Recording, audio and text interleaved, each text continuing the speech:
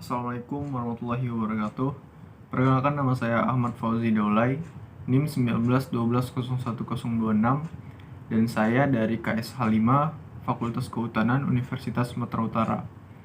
Nah, di sini saya ingin ngejelasin tentang jenis vegetasi guna reboisasi dan penghijauan yang ada di sekitar saya.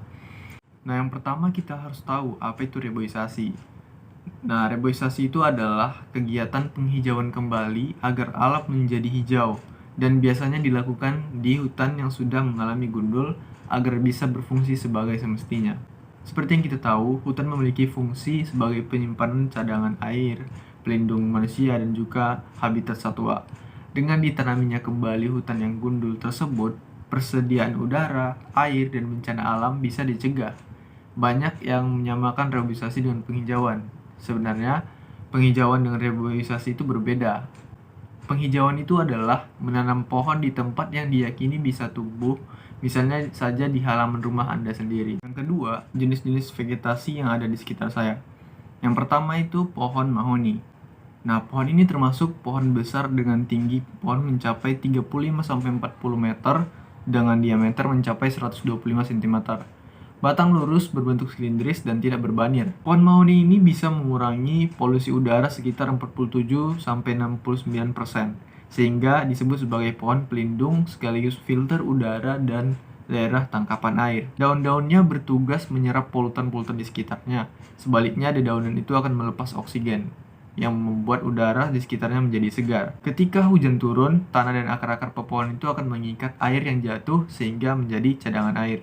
Dan sifat mahoni ini dapat bertahan hidup di tanah yang gersang, menjadikan pohon ini sesuai ditanami di tepi jalan.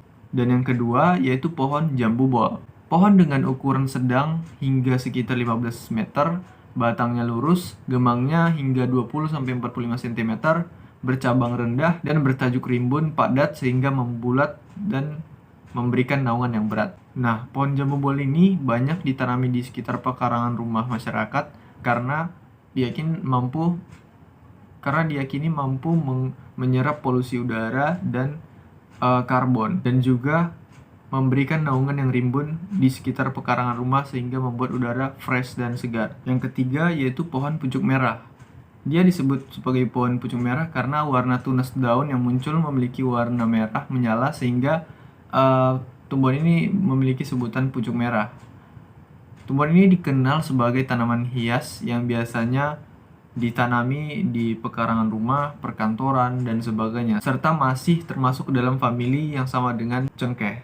Pucuk merah ini memiliki kemampuan menyerap karbon dioksida lebih besar dibanding dengan tumbuhan lainnya. Hal ini dilihat dari laju fotosintesis dan kandungan timbal daun pucuk merah. Tanaman ini dapat mencegah longsor dan menyimpan cadangan air. Hal ini dikarenakan tanaman ini memiliki struktur akar tunggang yang kokoh. Yang keempat yaitu pohon mangga. Pohon mangga dapat mencapai hingga 30 meter atau lebih, meskipun kebanyakan mangga pekarangan hanya sekitar 15 meter atau kurang.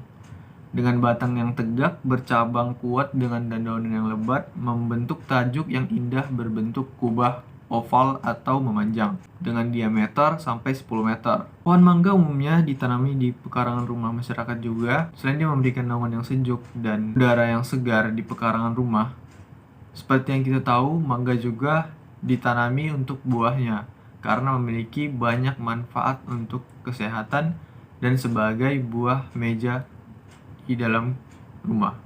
Dan yang kelima yaitu pohon matoa. Pohon matoa adalah tanaman buah khas Papua.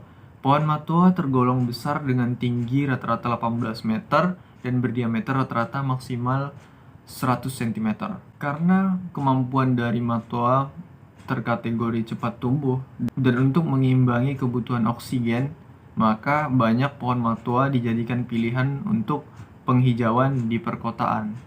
Biasanya juga matoa ditanami di pekarangan rumah maupun di pinggir jalan. Meskipun pohon ini endemik Papua, namun terbukti bahwa pohon ini mampu beradaptasi di berbagai tempat.